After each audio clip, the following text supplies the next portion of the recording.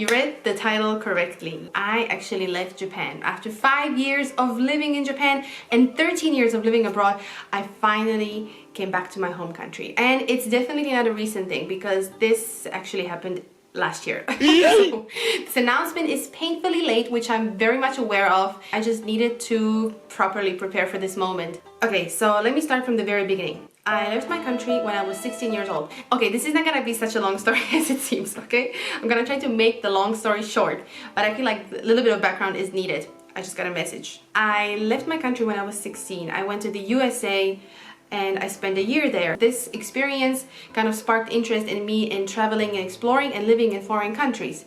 Right after that, I went to Malta for a couple of months where I worked, which was followed by my studies in Denmark, where I stayed for 5 freaking years. But it didn't stop there. I actually went to China for a year, then Taiwan for another year, and finally I ended up in Japan as an exchange student. You know, I got everything paid. I came here for 6 months and I had the time of my life. Those 6 months for me is still the happiest time of my life. It was just, I just have the most beautiful memories from that period of time. I fell in love with the country, culture. I always liked Japan because of anime and music and all that, but experiencing it in real life, you know, it felt different. I just, you know, I fulfilled my dream of living there and I just wanted more. I needed more, right? At that time, half a year was totally not enough. So I did everything I could to be able to come back to Japan and actually become a full-time resident, right? I managed to get back to Japan and I started working here as an instructor, which is how many foreigners start in Japan.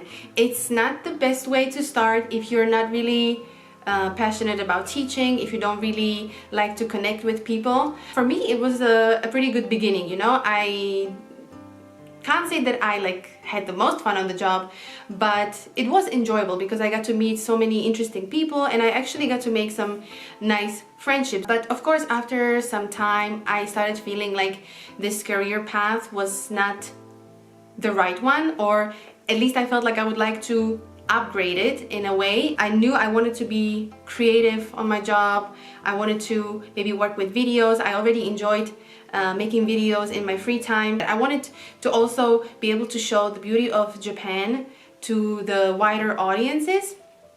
So, you know, I wanted to find something within that field. And around that time, I also started to have little doubts because that's when the freaking pandemics happened and the world shut down for 1 or 2 years. But surprisingly, I was quite lucky that I was in Japan because it was developing very differently from the rest of the world. So despite the fact that there was a lockdown and all that, I still felt like I wasn't really isolated. But that's when I first started having little doubts whether I should stay in Japan or not.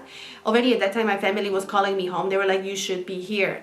But deep inside, I still felt like I didn't have enough of Japan. I still needed more. I wanted to explore more. I wanted to learn more. So the only option for me was actually to find a better job that was, you know, better for my career growth, and that's what I started doing. And it was not an easy process. Looking for a job abroad is literally the most painful process that you can imagine. But in any case, I told myself, you know, if I'm meant to be in Japan, I'm gonna find something good. And I did. I actually landed myself a proper corporate job in a company. Who would have thought, right? And actually this job was exactly within the field of my interest. It was a creative job. It had to do with social media, video editing, video production. I just started immediately, and let me tell you, I had the best time on this job. I would travel for work, I would shoot, and I would be part of the shooting team. I would meet so many amazing people, whether it's foreigners or Japanese, and like for the longest time, I just had the best time. While I was enjoying doing what I was doing, I could feel that the tasks were becoming a bit heavy. I constantly felt like I was running. I always felt like I had to be 120%. I literally, it just felt like I was just on a treadmill at all times. And honestly, the entire experience just made me have so much respect for Japanese people. Like, how do you manage your entire lives? I'm like, Another problem why I think I felt the way I did is because I still try to keep all of my hobbies. I would want to do everything, you know. It was my time in Japan, so I was like, I want to learn everything there is. I would do like shamisen, I would do koto, I would go to like art lessons, I would go to so many freaking activities. I had to kind of prioritize my rest time or my hobbies. And that was such a difficult thing for me to do because I didn't want to rest. I wanted to do everything I could. I don't think that was the right decision. I don't think that was smart. And now I see it.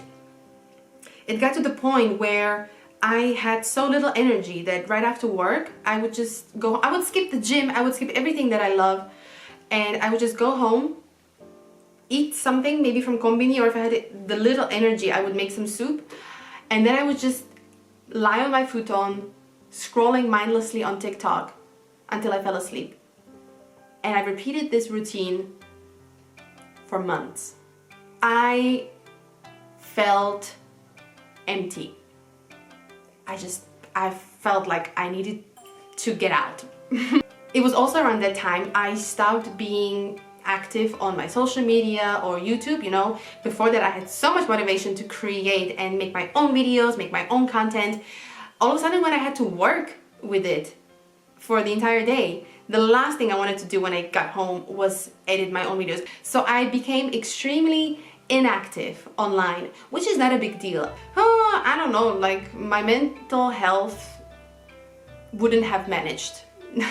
They ask you how you are, you just have to say that you're fine when you're not. You know, because of my lack of management skills, I guess, I decided to do too much of everything, and you know, I ended up regretting it later because after some time I started realizing that I was getting different medical issues because of that, because of all the pressure that I was putting myself through, you know. I got herniated disc. Like how? What else? Literally, they told me I was developing asthma. It was kind of just piling up, you know. Every week I got a new diagnosis, you know, and I felt constantly tired. Then it started to seem really weird. I started realizing that actually something might be wrong, especially with me being emotional AF. That was like the cherry on top. I would cry for literally nothing. Sometimes I would cry myself to sleep. Oh, don't cry, are you? That's not normal. You should not be crying for no reason. Honestly, I just miss my family too much. I would literally call them every day, and one phone call could be 4 to 5 hours long. That's how much I missed them, you know. And they kept on telling me, just come back, like we just want to spend some time with you, you know. And I was like, yeah, I actually think I wanted to, you know. After 13 years of being abroad, I actually think I want to spend time with my family every day, not just once a year on Christmas. And I just knew that I didn't want my life to feel like I'm on a roller coaster every day anymore. I enjoyed that when I was 20. 30-year-old me does not enjoy that, you know. 30-year-old me wants to chill in my backyard with my feet on the table, sipping on coffee and chatting with my fam, and literally doing nothing. Even if it's for days, I can do it. And that's exactly the type of lifestyle that I want to pursue. One night I had this crazy realization as I was crying myself to sleep and realized, I think I have to move on. I have to live a different life for at least for a couple of months. I'm a firm believer that you can change your direction anytime, at any point in your life. You know, whatever path you choose, you can still be happy about your decision. There's not only one right path that leads to the final destination. You can literally be happy on any path that life puts you on. But this is not the end of the story with Japan, because I will actually be going back, but only as a visitor or a vacationer from now on, especially because I have a Japanese husband. I know this is totally for another video, but yes, I have ever since gotten married to the sweetest Japanese man to ever exist on the planet Earth. So this is definitely not me, you know, saying goodbye to Japan. This is me just saying see you again, and I want a break.